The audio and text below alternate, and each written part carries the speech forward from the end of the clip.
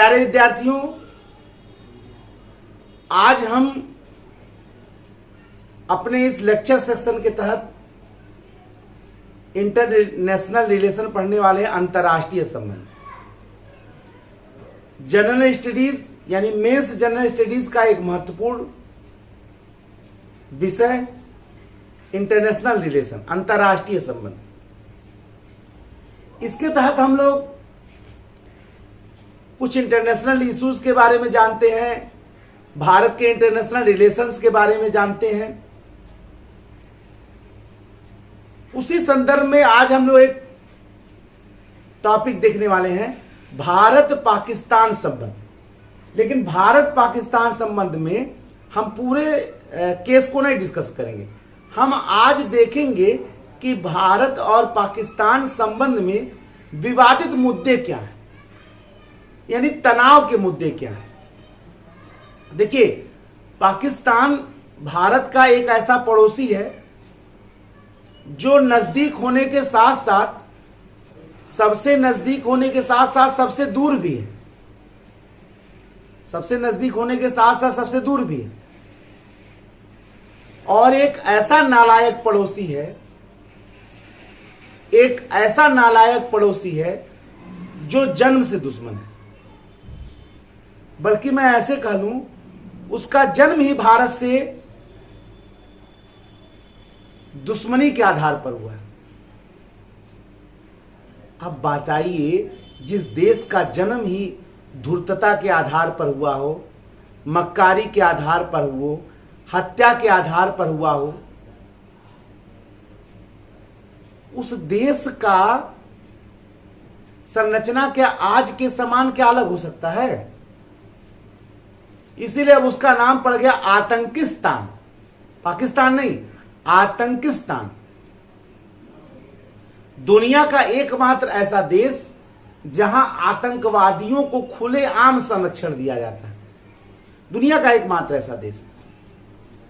भारत को नीचा दिखाने के लिए पाकिस्तान जड़ तक नीचा गिरने के लिए तैयार, मतलब वो पाताल तक चला जाएगा, पाताल तक नीचे गिरने के लिए तैयार है। और पूरे दुनिया में अलग थलग हो चुका है, लेकिन इसके बावजूद भी अपने कुकर्मों को छोड़ने के लिए वो तैयार नहीं। हम उन मुद्दों का अध्ययन करने जा रहे हैं जो भारत और पाकिस्तान के बीच विवाद को और बढ़ाता। देखिए एक बात यहां जाना बहुत जरूरी है।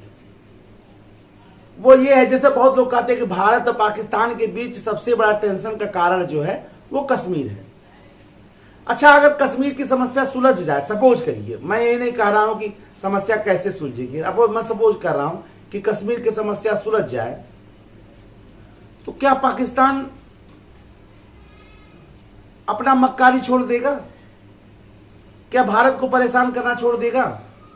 क्या भारत में आतंकवाद फैलाना छोड़ देगा? असंभव, टोटली इम्पॉसिबल। क्योंकि पाकिस्तान का भारत के प्रति जो बैर है, भारत के प्रति जो निकृष्ट मानसिकता है, उसका जड़ आजादी के पहले जा रहा है।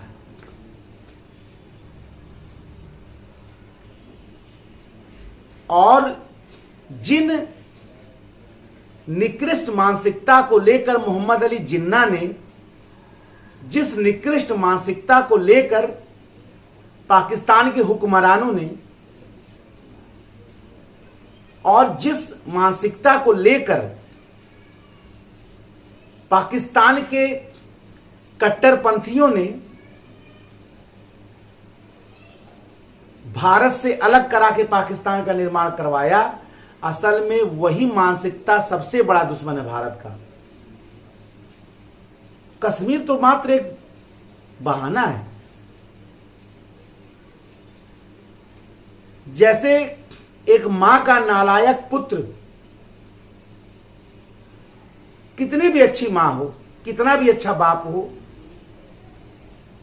अपनी नालायकी जड़ से नहीं छोड़ता है, वैसे ही भारत से निकला हुआ पाकिस्तान कभी भी नालायकी नहीं छोड़ेगा। वो अपने कुकर्मों से कभी बाज नहीं आएगा। जिन समस्याओं को मैं गिनाने जा रहा हूं, ये तो संकेत मात्र है, बहाना मात्र है। असल में वो मानसिकता ही उसके दुश्मनी का सबसे बड़ा कारण है, जिसके आधार पर मोहम्मद अली जिन्ना ने पाकिस्तान का निर्माण किया।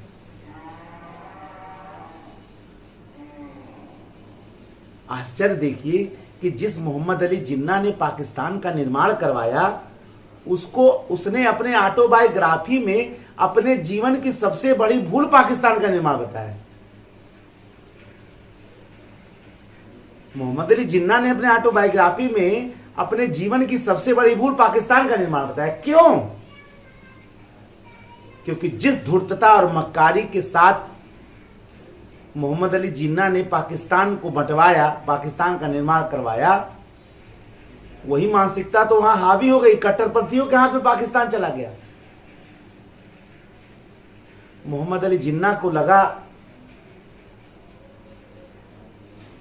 कि जो मुझसे गलती हुई उसी का परिणाम है कि आज पाकिस्तान कट्टरपंथी हो गया। और देखिए, वही कट्टरपंथ आज आतंकवाद में बदल गया। वही कट्टरपंथ जो है वर्तमान में आतंकवाद में बदल गया।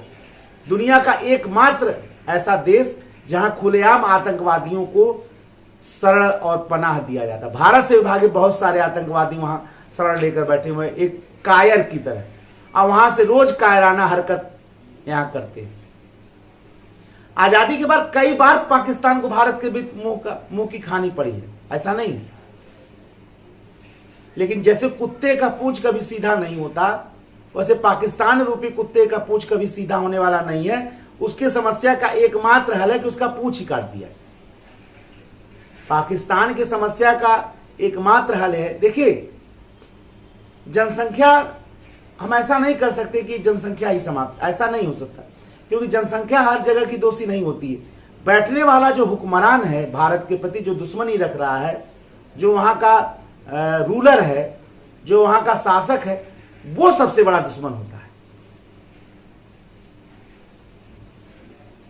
जिस मानसिकता को लेकर वहां रूलर बैठता है गद्दी पर, शासक बैठता है, वही मानसिकता सबसे बड़ा दुश्मन है भारत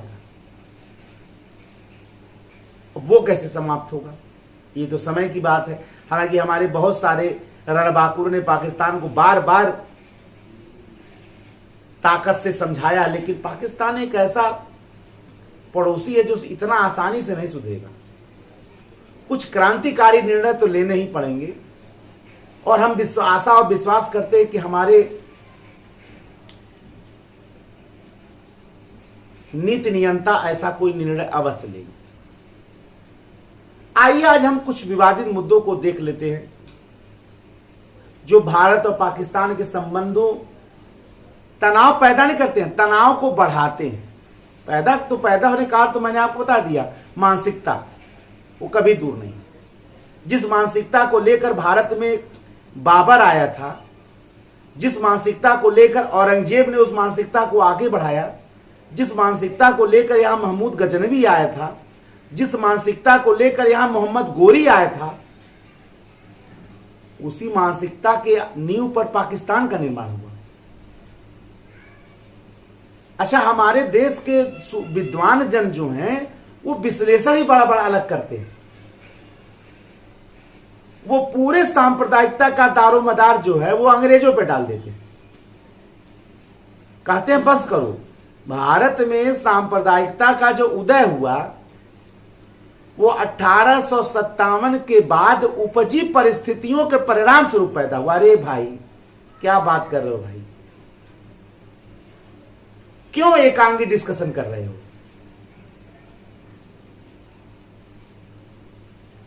जब मोहम्मद गोरी भारत के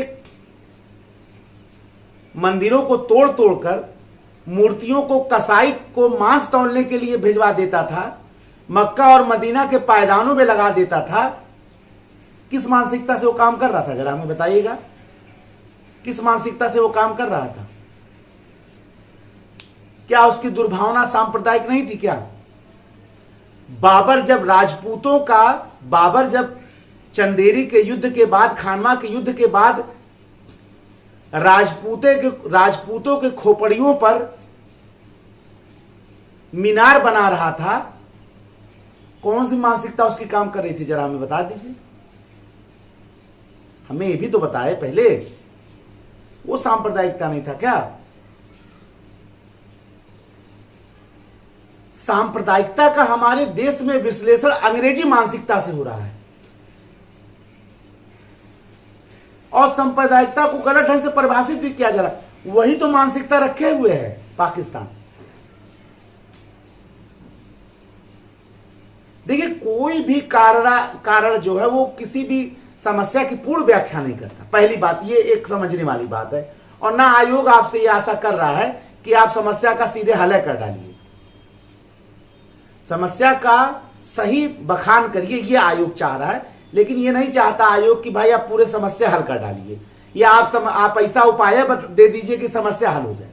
ये आयोग जान रहा है, ऐसा नहीं। समस्याओं का आप सही विश्लेषण करके सही कारण बताइए, ये आयोग चाहता है। और वो यही है कि जिस मानसिकता पर पाकिस्तान का निर्माण हुआ, वही तनाव का उपादान कारण है,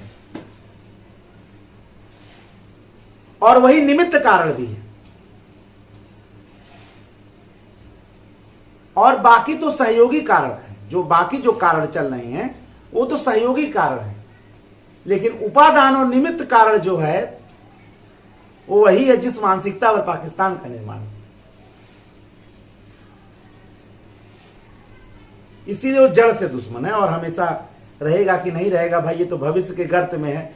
मैं एक सिविल सेवा परीक्षा को पढ़ाने वाले शिक्षक के रूप में ये उदासीन व्याख्या नहीं कर सकता हूं कि कभी होगा नहीं। हम लोग तो होप एंड ही कर सकते हैं कि निश्चय ही समस्या एक दिन समाप्त होगी। तो आइए विवादित मुद्दों को देख लें। पहला है कश्मीर।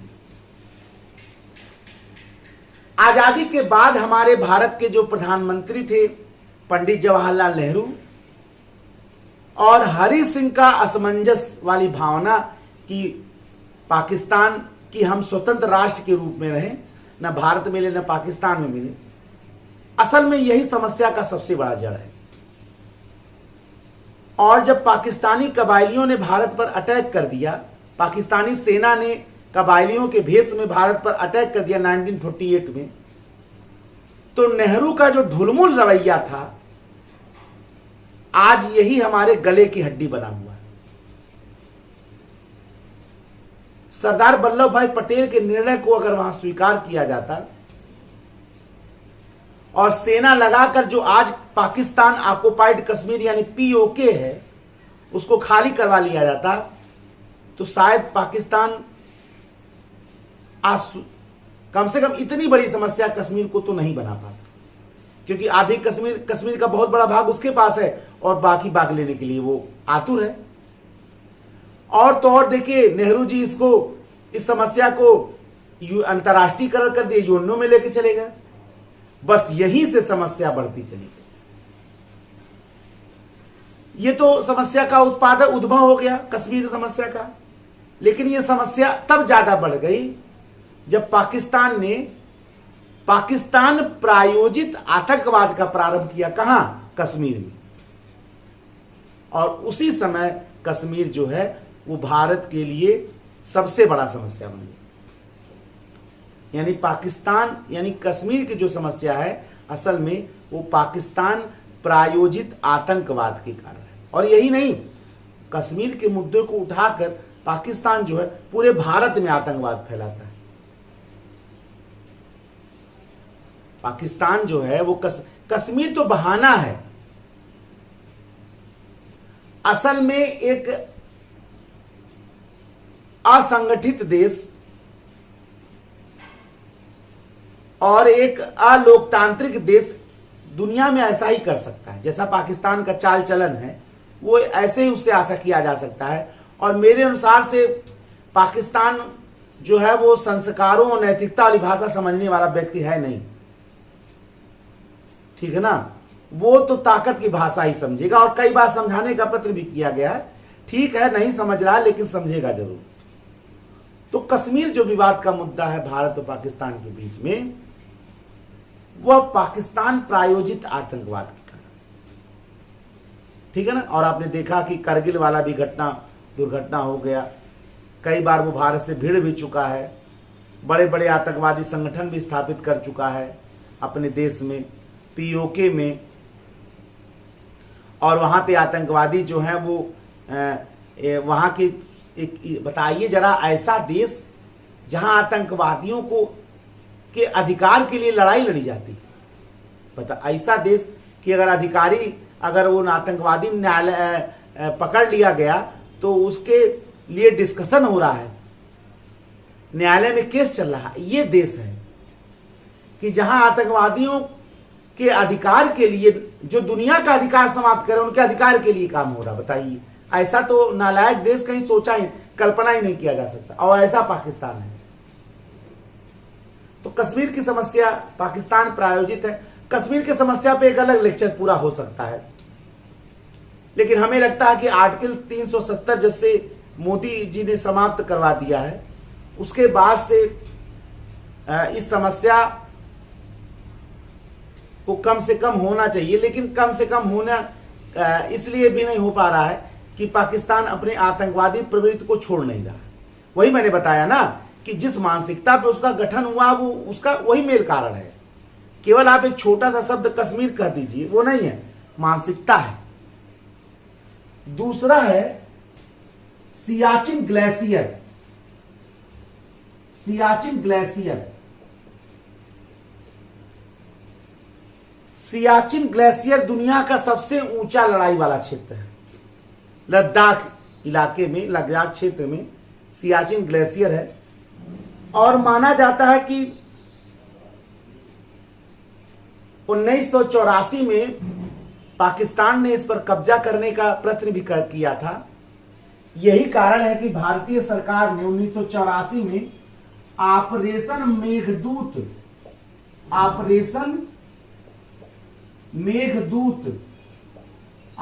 मेघदूत चलाकर पाकिस्तान को यहां बड़ा करारा जवाब दिया था, भाग के जाना था पाकिस्तान।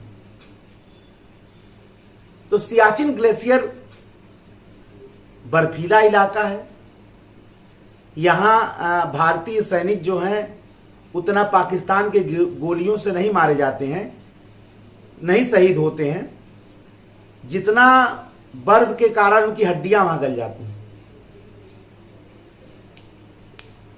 लेकिन फिर भी भारत सरकार अपनी अस्मिता और अपने अस्तित्व के रक्षण के लिए हमारे देश के रणबांकुरे सैनिक वहां अपने प्राणों की बाजी लगाकर वहां दिन रात पहरा दे रहे हैं और हमको सुरक्षित कर रहे हैं। तो ऑपरेशन मेघदूत के तहत पाकिस्तान को पटकनी खाना पड़ा सियाचिन ग्लेशियर पर। लेकिन भाई वही बात है, मैंने बताया ना कि कुत्ते की पूंछ इतना आसानी से सीधा नहीं होता, उसके सीधा होने के बस एक तरीका है, पूंछवा काट दीजिए। तो जब पूंछ कट जाएगा तो फिर सीधा सीधा, जब पूंछ कट गया तो सीधा टेढ़ा क्या, सीधा सीधा। लेकिन पूंछ कटेगा कैसे, ऐसे उसको उसी का तरीका ढूंढना कि पूंछ कटे कैसे। तीसरा जो विवादित मुद्दा है, आइए एक एक मुद्दे को ध्यान से समझिएगा। इंटरनेशनल रिलेशन में आपको भारत पाकिस्तान संबंध लिखने में बहुत मदद मिलेगा। मैं उन मुद्दों को ही उठा रहा हूं जो सिविल सेवा का जो हिंदी माध्यम का अभ्यर्थी है, जहां वो कमजोर पड़ सकता है और नए शब्दों का उसको मिल नहीं सकते, वो भी ऐसा नहीं कि देखिए, ऐसा नहीं कि भारत कोई मटेरियल की कमी है, ज्ञान का, ऐसा नहीं है। बस आपका ध्यान उस ओर केंद्रित कराना। हमारे इन सारे लेक्चर, जितने भी मैंने लेक्चर अपने दिए हैं, वो सिविल सेवा परीक्षार्थियों के लिए या अनकम्पिटिशन, उसका मूल उद्देश्य यही है कि इन मुद्दों पे आपका ध्यान केंद्रित किया जाए, जो शायद अनजाने में छूट जाता है या जिसके मटेरियल मौजूद नहीं हो पाते। इन चीजों के लिए हमने इन मुद्दों को रखा है। फिर जो तीसरा विवाद है वो है sir creek. Sir creek Gujarat के कच्छ इलाके में भारत और पाकिस्तान के बीच एक दलदली इलाका है। सर क्रीक भारत कहता है कि भाई ये चूंकि हमारे समुद्री तट रेखा के अंदर आता है, ये मेरा है, कच्छ इलाके में। और पाकिस्तान कहता है भाई जब ये दलदली क्षेत्र है तो इस पे दोनों लोगों का अधिकार होना चाहिए। और कच्छ के रण में स्थित यह जो इलाका है वो पाकिस्तान एक विवाद का कारण मानता है। कई बार उसने प्रयत्न भी किया है इसको पाने के लिए, पा नहीं सका है। हालांकि अब भारत का कब्जा है, भारत कहता है कि समुद्र रेखा के बल पर यह मेरा है। 1956 में अटैक भी किया था पाकिस्तान ने, लेकिन वो सफल नहीं हो पाया और आज भी यह इलाका भारत के। इसके अलावा 2 नहर परियोजनाएं हैं, जैसे तुलबुल नहर परियोजना, तुलबुल नहर परियोजना, तुलबुल परियोजना, और दूसरा है किशन गंगा परियोजना। ये दोनों परियोजनाएं जो हैं वो भारत और पाकिस्तान के बीच विवाद का कारण है। तुलबुल परियोजना जो है वो झेलम नदी पर स्थित है और पाकिस्तान कहता है कि जो 1960 में जो सिंधु जल समझौता हुआ था कि जो पश्चिमी सारी नदियां उस पर पाकिस्तान का अधिकार जाता है, उसी समझौता का, सिंधु जल समझौता का ये उल्लंघन, क्योंकि झेलम नदी की जो पानी प्रयोग किया जा रहा है वो असल में हमें मिलना चाहिए था, वो भारत नहीं प्रयोग कर सकता। और भारत उसी पर परियोजना बना रहा है, बांध बना रहा है, तो जाहिर सी बात है कि ये समझौता का। लेकिन भारत कह रहा है कि इससे कोई रोक नहीं होने वाला है या इससे कोई जल की नदी की धारा में कोई परिवर्तन नहीं आने वाला, ठीक है। हालांकि इस विवादों में कई बार इंटरनेशनल भी ये विवाद हो चुका है और भारत के पक्ष में ही निर्णय आया, ऐसा नहीं है, ठीक है ना। लेकिन पाकिस्तान इसको विवाद का कारण मानता है। वैसे मैं देखिए ये सब एक सहायक कारण है और ये सब एक जबरदस्ती का पाकिस्तान की ओर उठाया गया, लेकिन असल में मूल कारण तो मैंने आपको बार बताया था शुरू में, वो जड़ ही समस्या की सबसे बड़ा कारण है जो मैंने आपको बताया था, मानसिकता जिस पर पाकिस्तान। इसके अलावा किशन गंगा नदी परियोजना, ये भी झेलम नदी पे है, ये भी पाकिस्तान कहता है कि भाई ये सिंधु जल समझौते का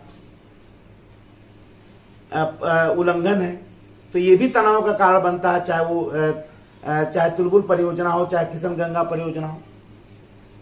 लेकिन भारत और पाकिस्तान के संबंधों में जो सबसे बड़ा तनाव पैदा करता है वो है पाकिस्तान के कुकर्म। भारत के प्रति दिन रात जो पाकिस्तान जिन कुकर्मों में लगा रहता है वह ज्यादा तनाव बढ़ाता है। भाई हम ऐसे देश हैं जो जियो और जीनो दो पर विश्वास करते हैं। भारतीय संस्कृति ही यह कहती है भाई जियो और जीने दो, लेकिन पाकिस्तान एक ऐसा दुष्ट राष्ट्र है जो दूसरों को तो नहीं जीने देना चाहता लेकिन खुद जीना चाहता है केवल, और इसी कारण से वह भारत को परेशान। अब वहां की जो इंटर स्टेट एजेंसी है, जो वहां की खुफिया एजेंसी है ISI, उसका काम होना चाहिए था खुफिया कार्यों को, जासूसी कार्यों को अपने देश के लिए करना, लेकिन वो ये नहीं कर रहा है।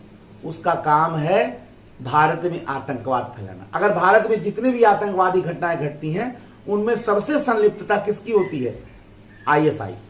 और ये ISI की जो आतंकवादी घटनाएं हैं वो भारत और पाकिस्तान के बीच तनाव का सबसे बहुत बड़ा कारण है कि जो ISI है वो आतंकवाद भारत में फैला रहा है।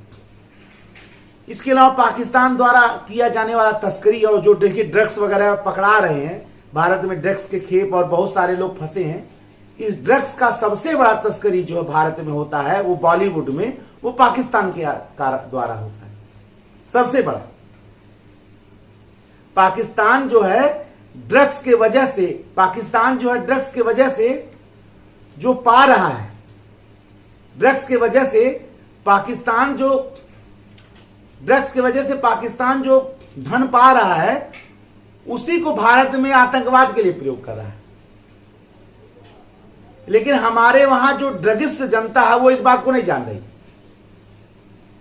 जिस बॉलीवुड को यह लग रहा है कि हमें बदनाम किया जा रहा है ड्रग्स के नाम पे, वो ये नहीं जान रही है कि उसके वहां जो ड्रग्स लिया जा रहा है उस पे पाकिस्तान में भारत के प्रति आतंकवाद पल रहा है। वो इसको मात्र एक नशा और आनंद का विषय मान रहे हैं, लेकिन असल में भारत के विरुद्ध किया जाने वाला बहुत बड़ा आतंकवाद वो इसी नशे के पैसे पर फैलता है। हमारे देश में एक प्रथा हो गई है, जानते हैं क्या प्रथा है? वो प्रथा ये है, जब किसी के सम्मान पर चोट नहीं, जब किसी के आय पर चोट आ जा रहा है, नहीं आय भी ना कहिए, जब किसी के कुकर्मों पर चोट आ रहा है, आप आय वो करना बात छोड़ दी, बहुत छोटी बात हो गई। जब किसी के कुकर्मों को उजागर करिए, बस वो बिलबिला जा रहा है, उसे ऐसा ये लग रहा है कि ये तो हमारे विरुद्ध एक षड्यंत्र है। अरे भाई, किसी मुद्दे को आप व्यक्तिगत आधार पर मत देखो, राष्ट्रगत आधार पर देखो कि इससे राष्ट्र को क्या हानि होने जा रही है। ये आपके विरुद्ध कोई अपमानजनक कार्य नहीं, आपके विरुद्ध अगर कोई ड्रग्स के विरुद्ध पकड़ा रहा है तो आप उसको सामान्य कानूनी कार्रवाई समझिए ना। आप तो उसको अपने अस्मिता के विरुद्ध मान ले रहे हैं। अरे भाई, जैसे कत्ल के प्रति लोगों को सजा होता वैसे ड्रग्स लेने और ड्रग्स की तस्करी करने वाले को होगा। कानून तो अपना काम करेगा। अब वो बॉलीवुड मंडली पूरा मिल जा रही है, पूरी बॉलीवुड ऐसा लग रहा है जैसे लग रहा है कि कोई देवता पकड़ा गया जेल के अंदर। बस करो, ये बॉलीवुड के विरुद्ध एक षड्यंत्र। अरे भाई, क्यों ऐसी बात कर रहे हो? ये अपराध के विरुद्ध एक कार्रवाई है, बॉलीवुड के विरुद्ध षड्यंत्र नहीं है। लेकिन वही ना मैं बता रहा हूं कि जब किसी के कुकर्मों पर चोट पड़ रहा, अभी ये भारत में एक नई प्रथा पैदा हुई, एक नया ट्रेंड आ गया है, एक नया ट्रेंड आ गया है, और ये ट्रेंड बहुत तेजी से बढ़ रहा है। और ये ट्रेंड भारत को कहां ले जाएगा, ये भी ये बहुत बड़ी समस्या का कारण बनेगा। इसके आपको मैंने बताया, आईएसआई का आतंकवाद, पाकिस्तान द्वारा जो ड्रग्स की तस्करी किया जाता है वो भी समस्या का कारण है। जाली नोट बड़ी संख्या में भारत में आते हैं, देखिए वो भी बहुत बड़ी समस्या है। आतंकवादियों को भेजकर बहुत सारी आतंकवाद कार्रवाई करवाना, वो भी बहुत बड़ी समस्या है। इसके अलावा पाकिस्तान का चीन के साथ मिलकर भारत को अस्थिर करने का वो बहुत बड़ा कारण है। दुश्मन का दुश्मन दोस्त होता है, और चोर चोर मौसेरे भाई भी होते हैं। दुश्मन का दुश्मन ही दोस्त नहीं होता है। आप कहिए चोर चोर मौसेरे भाई होते हैं, चाहे पाकिस्तान चोर हो चाहे चीन चोर हो, दोनों भारत के प्रति दुष्ट मानसिकता रखते हैं। तो दुष्ट दुष्ट, राक्षस राक्षस, दानव दानव एक थैली के चट्टे बोलते, ऐसे बोलिए। शब्द को बहुत ज्यादा आप वो मत बोलिए, आप कहिए कि दोनों एक ही थैली के चट्टे बट्टे, पाकिस्तान और चीन। तो दोनों एक दूसरे के मित्र होबे करेंगे। अब चाइना का दोस्त पाकिस्तान नहीं होगा दुनिया में तो कौन होगा भाई? अगर चाइना का दोस्त पाकिस्तान नहीं होगा तो कौन होगा? जाहिर सी बात है। अब इसमें बहुत आश्चर्य नहीं, क्योंकि दोनों क्या हैं? एक थैली के चट्टे बट्टे। और देखिए, बहुत सारी आवश्यकता के संसाधन पाकिस्तान को भारत के द्वारा पूरा किया जाता है। भारत ने उसको अत्यधिक इष्ट राष्ट्र घोषित किया, अत्यधिक इष्ट राष्ट्र घोषित किया है। लेकिन पाकिस्तान ने भारत को अत्यधिक इष्ट राष्ट्र नहीं घोषित किया। जब अत्यधिक इष्ट राष्ट्र किसी देश को, आर्थिक इंटरनेशनल व्यापार में एक नया शब्द है अत्यधिक इष्ट राष्ट्र। इसके तहत होता क्या है, जरा आप इसका कांसेप्ट समझिए कि जिस देश को अत्यधिक राष्ट्र घोषित किया जाता है उसको बहुत सुविधाएं दी जाती है, बहुत छूट दिया जाता है, उसके व्यापार को, उसके निर्यात को बहुत छूट दिया जाता है। एक समझिए कि दोस्त की तरह उसे व्यवहार किया जाता है। अब भारत ने तो सच्चे मन से पाकिस्तान जैसे दुष्ट को अत्यधिक राष्ट्र घोषित किया है, लेकिन पाकिस्तान नहीं कर रहा है, तो क्या ये विवाद का कारण नहीं होगा? होगा। हम तुमको किए हैं, तुम हमको नहीं कर रहे हो, ये का है भाई? तुम मलाई काटो और हमें मलाई ना दो। लेकिन ऐसा है नहीं, पाकिस्तान नहीं कर रहा। पाकिस्तान को डर है कि अगर हम भारत को अत्यधिक राष्ट्र घोषित कर देंगे तो छूट देना पड़ेगा और पूरा पाकिस्तान का मार्केट भारतीय माल से भर जाएगा, तो पाकिस्तान डैमेज हो जाएगा। सुरक्षा परिषद में भारत को स्थान दिलाने की बात चल रही है, पाकिस्तान डरे हुए हैं कि अगर सुरक्षा परिषद में भारत आ जाएगा, चीन भी डरा हुआ है। दोनों मिलकर भारत के विरुद्ध भारत को अस्थिर करने का षड्यंत्र रचते चले जा रहे हैं। तो हमने आपको बताया, उन मुद्दों के बारे में डिस्कस किया जो भारत और पाकिस्तान के बीच विवाद का कारण है, और ये ऐसे मुद्दे हैं जो जब तक दूर नहीं होंगे, और सबसे पहले वो मानसिकता जो भारत और पाकिस्तान के बीच बना हुआ है, जब तक ये दूर नहीं होंगे तब तक भारत और पाकिस्तान के बीच जो विवाद है वो समाप्त होने वाला है। लेकिन एक मैंने आपको निष्कर्ष लिखते समय हमेशा बताया है कि निष्कर्ष हमेशा होप एंड होना चाहिए। जो परीक्षक, जो एग्जामिनर आपकी कॉपी चेक कर रहा है, उसको होप एंड दिखना चाहिए, आशावादी अंत, आशावादी निष्कर्ष। वो अंत मत कहिए, आशावादी निष्कर्ष दिखाइए कि हम आशा करते हैं कि जो भी पाकिस्तान अपने निम्न मानसिकता से उभरेगा, जरूर लाइए, निम्न मानसिकता से उभरेगा, और भारत और पाकिस्तान की जो राजनीतिक परिपाटी है या जो राजनीतिक पदों पर बैठे जो रूलर हैं वो अपने को तैयार करेंगे। इसलिए देखिए, भारत का दोस्त तो है नहीं, ये सारी समस्या पाकिस्तान की ओर से पैदा किया गया। तो जब तक पाकिस्तान सुधरेगा नहीं तो उसके ओर से पहल होना चाहिए। हालांकि बहुत सारा कार्य किया गया, कभी समझौता एक्सप्रेस चलाया गया, कभी बस चलाया गया, भारत के प्रधानमंत्री वहां तक गए, अगले साल अटैक हो गया, बहुत नौटंकी हुआ। ऐसा नहीं नौटंकी कम हुआ है। अब कुत्ते की पूंछ कहां से धरने वाला भाई, कितनों नौटंकी कर लो। इधर वाजपेयी जा रहे हैं बस से, और उधर वो उधर मुशर्रफ तैयारी कर रहा है भारत पे अटैक करने का, कारगिल वाला। अब बताइए, अब कुत्ते की पूंछ इतना जल्दी सही हो पाएगा? ऐसा कैसे हो पाएगा? इतना युद्ध में वो हार चुका, कैसे वो सुधरेगा भाई? तो कहने का यही तात्पर्य है कि जब तक मानसिक परिपक्व दोनों नहीं होंगे, पाकिस्तान नहीं होगा और अपने धूर्त मानसिकता को नहीं छोड़ेगा, अपने निम्न मानसिकता को नहीं छोड़ेगा, तब तक इस समस्या का हल नहीं हो सकता है। आशा करते हैं कि एक बिगड़ैल बच्चा अगर सही नहीं होता है तो दंडित किया जाता है, तो हो सकता है एक बड़ा दंड हो या बड़ा दंड दिया जाए, लेकिन अब दंड से भी सुधरने वाला नहीं है। असल में मनोविज्ञान यह कहता है कि समाज में कुछ ऐसे अपराधी होते हैं जो सोशियोपैथ और साइकोपैथ होते हैं। सोशियोपैथ और साइकोपैथ के लिए मनोविज्ञान यह कहता है कि इनका सुधार ही असंभव है, ये कबो सुधरने वाले नहीं है। हमें भी लगता है कि पाकिस्तान भी एक प्रकार का सोशियोपैथ और साइकोपैथ हो गया है, जिसका सुधार लगभग असंभव है। आने वाला समय ही बताएगा कि इस समस्या का क्या हल किया जा सकता है। फिलहाल हम आशावादी हैं, हल होगा, क्योंकि भारतीय संस्कृति गंगा की एक ऐसी प्रवाह है